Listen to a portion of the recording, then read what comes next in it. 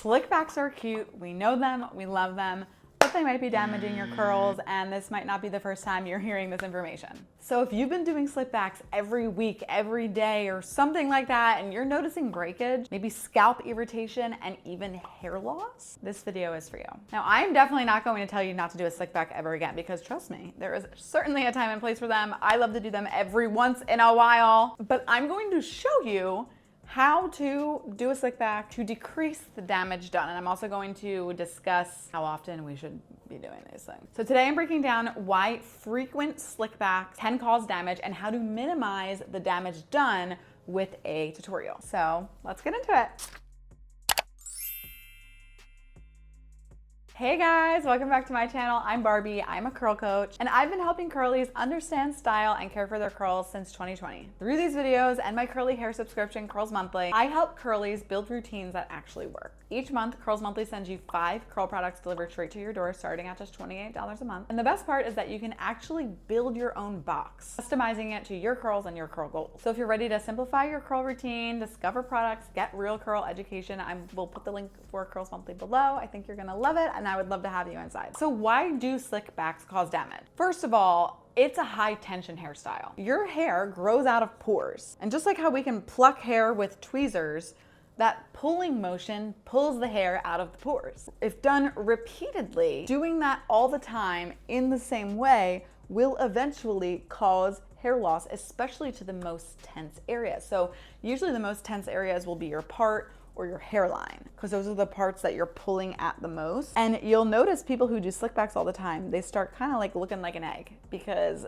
their hairline just goes back and back and back and back. It can not only cause the hair to be physically pulled out, but it can also stop hair growth over time because you're not creating a healthy environment for the hair to grow back. So it's high tension. High tension can also cause traction alopecia, which is basically what I'm saying. It's tension in the same area over and over and over again, and it doesn't make your hair fall out, but it can cause your hair to like scab and stuff like that. You just don't want it. Slick backs can also just cause mechanical damage due to the brushing that is involved. You're typically brushing your curls dry. You're using those boar bristle brushes, which can and will break your hair. Another thing about slick backs is, it's not as bad because you can clarify regularly, but they do cause product buildup. We use heavy gels and waxes that will clog follicles, cause inflammation, and overall just reduce your scalp health. And now I know, because you watch my videos, that you are clarifying regularly. So this is for everyone else, right? This is definitely not for you.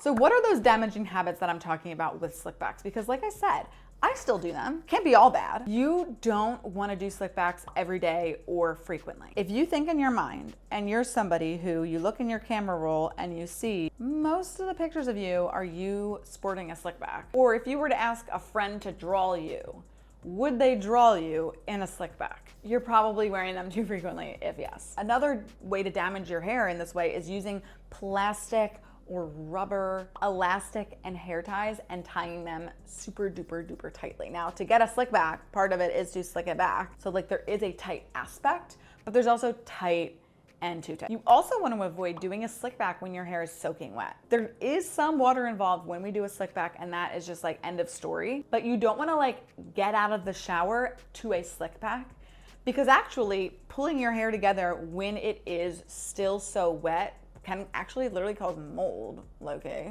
But even besides that, your hair is just so fragile in that super wet state. So you want to avoid doing it in that super wet state. Another damaging habit is doing a slick back on tangled hair.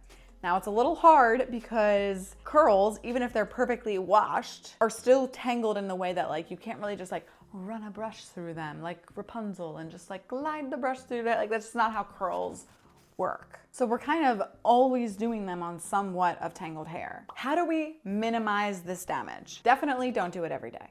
Opt for doing it 1 or 2 times a month maximum. So like I said, I do them. When I get to the tail end of my wash routine, I used to do them every single wash routine. So that would bring it to like once a week, which okay, is not every day, great. But after realizing how much damage they cause, I have tried to just find other hairstyles and methods and things I can do towards the tail end of when I like really need to wash my hair. That's not a slick back, because I just reserve those slick backs for when I like actually have no other choice. The other thing that you can do is make the slick back a little looser. So don't like totally slick back your hair. Now, the third thing that I'm about to say is probably the biggest thing, which is to change your parting from like the side to the other side to the middle to like no part. Because if you just do like the same middle part and do that frequently, weekly, daily, whatever you're doing, that is like traction alopecia, like one-on-one, how to get it 101. Like I should make a video, like how to give yourself traction alopecia. It's that. So change the parting. Then also for my fourth point, you wanna change the height.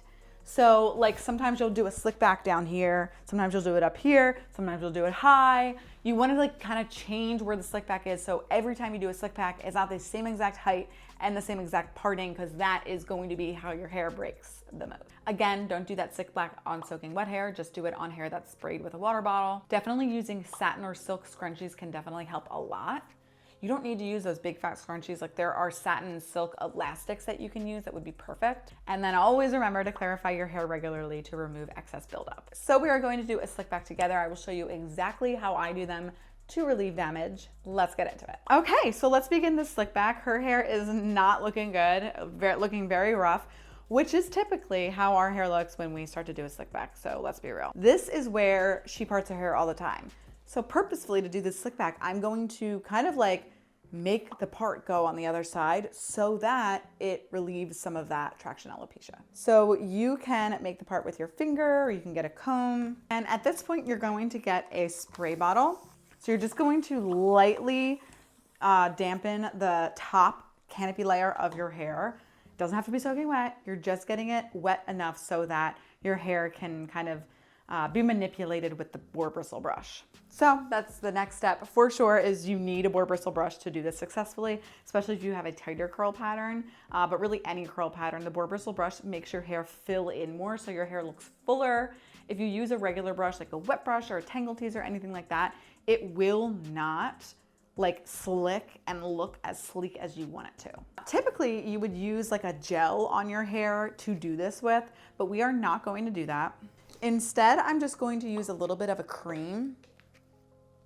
This is the Rizos Curls Curling Custard, and I'm just using a teeny bit of that just on the canopy. And this is just going to help with damage when you are brushing through, because you basically have to brush your hair through starting at the top. So that's like asking for damage. Again, damage is gonna happen, but it's just like we wanna eliminate how much. So from there, you just kind of start at the very, very top next to your scalp with that boar bristle brush, and have that boar bristle brush pull your hair back while your hand simultaneously like glides with it. So you're pulling the brush back and then your hand is going with it. And you can kind of like get yourself started. So you sort of have to like kind of like start the slick back all over your hair. And again, you're just going with the boar bristle brush and then like cupping your hand kind of behind it to set it in place. Now, one thing that definitely separates a good slick back from a bad slick back in general is how you kind of lay your front. So you can kind of manipulate the boar bristle brush to sort of like make the front go like bangs across your face like that. Or you can kind of manipulate the boar bristle brush to bring it backwards like this. Like, see how that's two totally different looks? I like to usually kind of do a little bit of a bang thing. So I'll like kind of bring the boar bristle brush in front of my face a little bit to sort of frame my face better. Then when you have everything kind of framed up, you want to begin actually pulling it back into the ponytail. So you kind of will hold it in place and bring the boar bristle brush to slick back some of the hair in your hands as you go around. Then you'll hold it nice and tight. And I usually go back in with the boar bristle brush to make sure I get any types of bumps that may have occurred, like double check that everything is truly nice and slick. You know, readjust this like front area as you need be.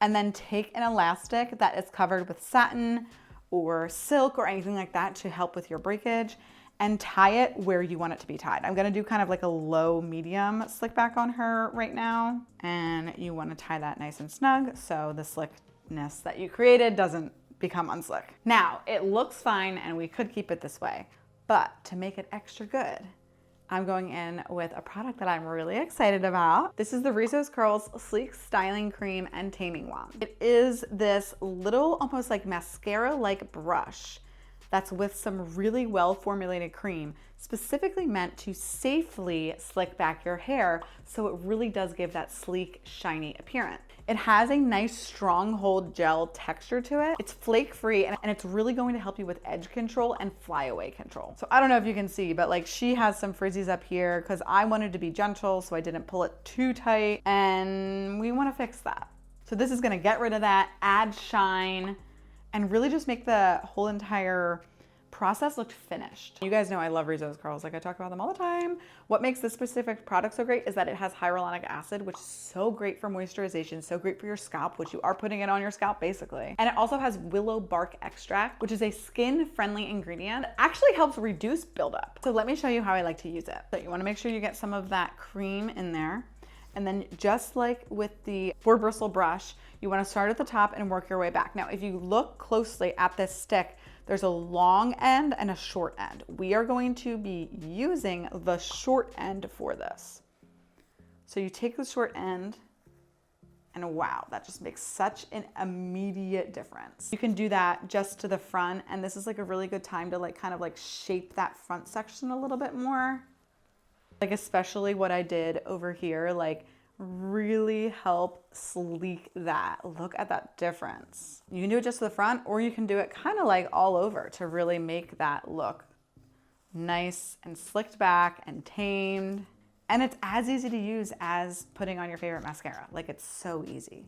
If you wanted to kind of like create some edges, you could like kind of style the edges down a little bit. She doesn't have edges, but you know what I mean. And it really is an easy, low tension way to make your slick back healthy, but still look that slick backed look. I say this is one big slay. She looks great. Now with the back, with the ponytail part, you can obviously braid it. You can put it into a bun, which is probably what most people do. I do bubble braids a lot back here. You can do kind of anything with it or keep it as a ponytail. But that's it. It's literally that easy, and it looks like so intentional, slick, and perfect. So yeah, definitely check out the Rizos Curls Sleek Styling Cream and Taming Wand. It's in this month's Curls Monthly. It's a total game changer. And drop your slick back questions below and I'll be sure to answer, and I'll see you next time.